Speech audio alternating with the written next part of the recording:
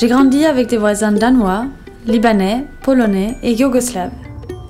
Dans le sud de la Suède a été construit un pont en l'an 2000 reliant ma ville natale Malmö avec son pays voisin, le Danemark. Dans les années 90, avant l'arrivée du pont, la Suède a reçu un grand nombre de gens qui fuyaient la guerre de l'ex-Yougoslavie.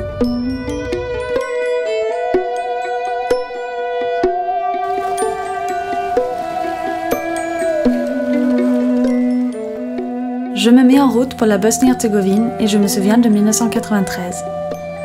Je regardais les images de la guerre en Yougoslavie à la télévision et je vois le vieux pont de Mostar, le Stari Most, se faire bombarder et plonger dans la rivière de Neretva. Il y a plus de 50 ans, un tableau a permis à un peintre sans le sou de régler son compte à l'épicerie de mon grand-père. Le tableau représente le vieux pont de Mostar et depuis toujours, je rêve d'y aller.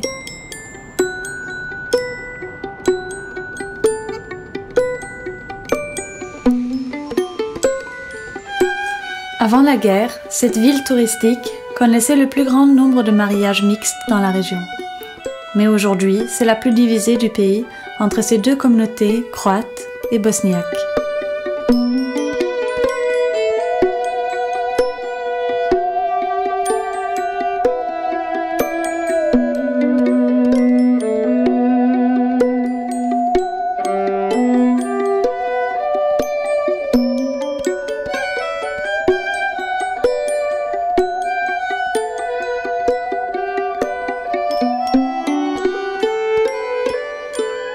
This bridge for the people of Mostar was never some monument. We really made our first steps on the bridge. We really lived around the bridge.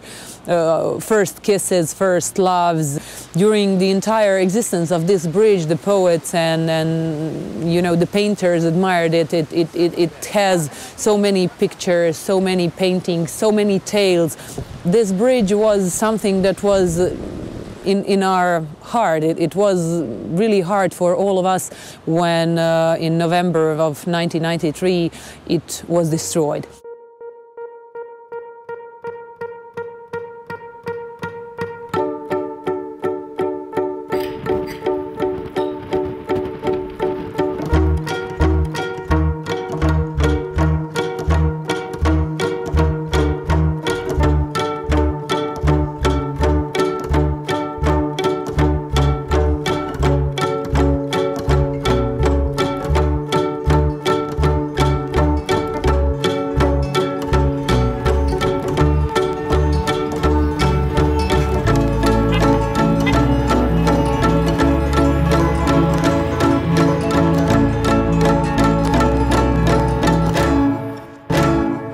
Mostar region, especially in the minds of, for example, young people, people that don't remember what, for example, beautiful life we used to have in ex-Yugoslavia before the war.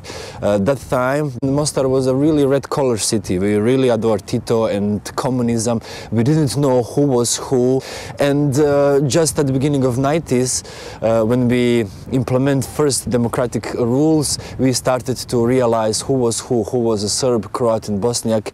When the war started, like first 5 minutes of the air raid, my first thought was, well, that person up in the airplane is probably more scared than I am, you know, and I somehow never built up the, you know, blaming feeling for anybody. But the main thing that I saw in the war is innocent people suffering and being victims of that war. Elvire et Vernès travaillent pour le Nansen Dialogue Center, une ONG qui s'investit pour réinstaurer le dialogue entre les deux communautés croates et bosniaques. I want to stress that, especially in pre-election campaigns, three nationalistic parties used to manipulate, afraid our citizens with security reasons, with new wars, with new conflicts, with new fights, and they pretend to be the most powerful soldiers for protection of so-called vital national interests. And this is a kind of really weird circle, and I really don't know when we're going to get out of this circle. Yeah, but if people could understand each other better, then there would be much less reason for that fear.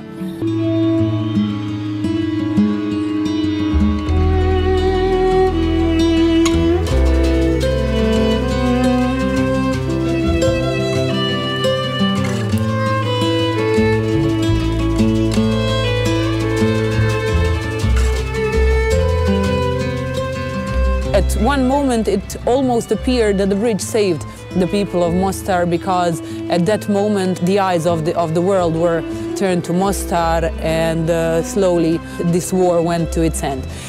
Even after the war, the bridge was used as a means for reconciliation. The project was developed in the mayor's head. Mayor Oročević, the mayor of that time, and he went to the mayor of the opposite side of Mostar, and together they went to the World Bank and UNESCO and proposed the project that would mean reconciliation of the people and also the reconstruction of the bridge. So as the contractors, they had the company from Turkey, from Croatia, from France. It was a mixture of all neighbors and all the people who actually lived in Mostar. So in that manner, it a little bit put them to work together, you know, again. So just to show that it's possible, that we lived together for centuries and we should continue to live together also now.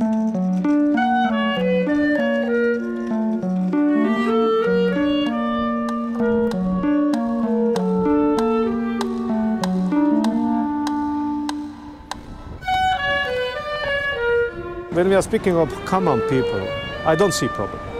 Sometimes in Bosnia and Herzegovina is a lot of problems who is coming out from Dayton Agreement, about constitution, about problems coming because everything was good for peace, but now to have peace here. But now we have to develop something new, something more, but we need time.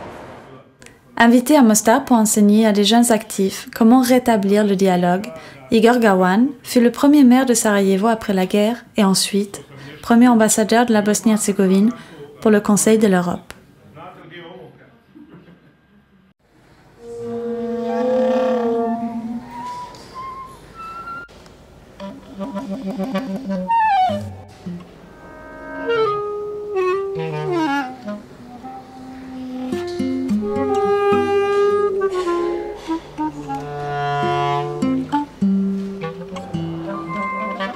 Basically, Summer University is a lot of political schools of Council of Europe. The point is, as far as I can understand, not that much to try to learn people democracy in 3 days. The point is to get to know each other better and to get to hear different points of view and different angles.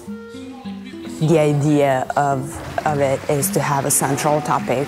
This year it is ethics and politics, so everything is built around this central topic. The Council of Europe is not just Europe itself as it is European Union. Geographically, it doesn't matter what it stands for and what it fights for applies to all the world. In those conditions, you learn a lot about yourself, not just other people. I think that the most precious thing that is what Summer University is about is getting to know each other. Have a vivid discussion that can actually produce new ideas and new solutions and resolution to some issues, maybe, hopefully.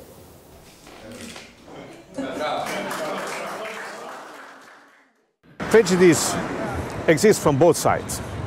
If you are asking the Bosnian people what you think about international organization or European Union, etc., you will see they didn't do enough for us. They didn't help us enough. Another side will tell you what you want. We spend million in billion here, but they don't understand it's not question of the money. It's question of the approach. Because sometimes little project of 10,000 euro can do more than 1 million if you are working with the people on the human way. And this is the point. And this is the question. You cannot only take money and put here. You have to work with people.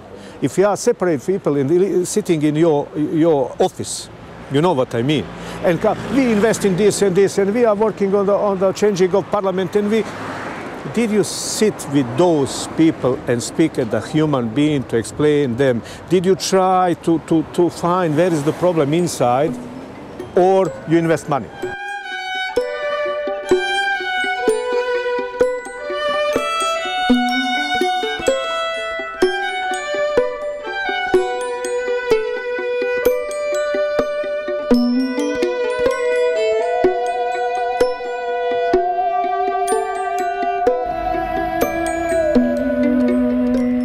Every post-conflict situation is a long healing period.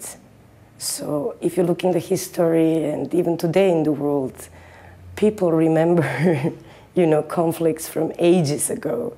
So sometimes, and they're transferred from generation to generation to generation, and it's very wrong to expect that, there was a war, now there will be some reconciliation process and everything will go away.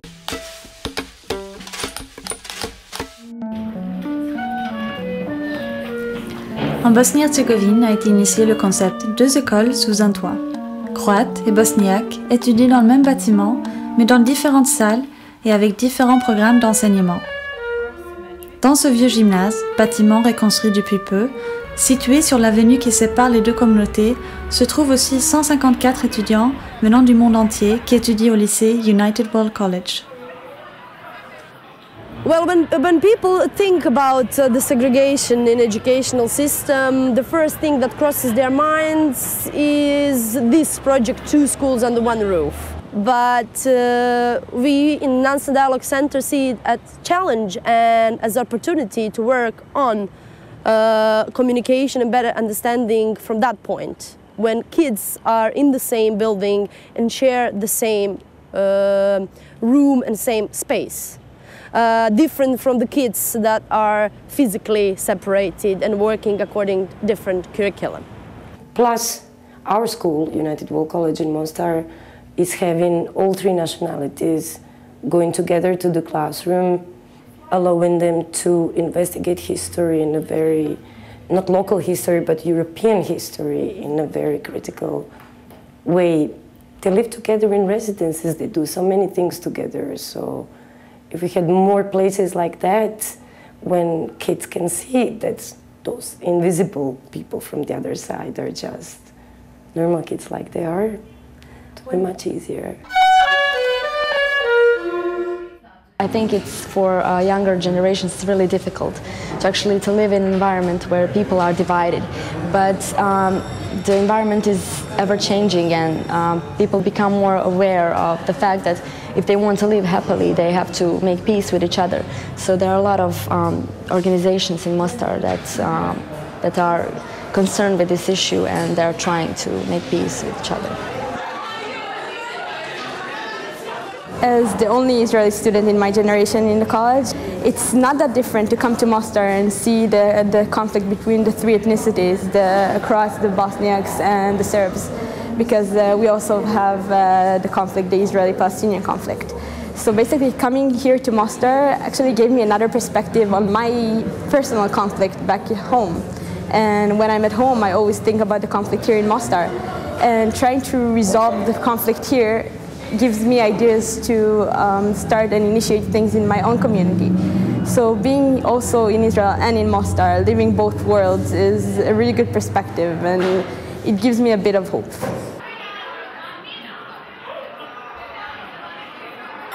I would like to invite everyone to, let's say, accept other people, to not just look narrowly at things, just to widen their knowledge and to listen to other people and hear other opinions and create better and sustainable future.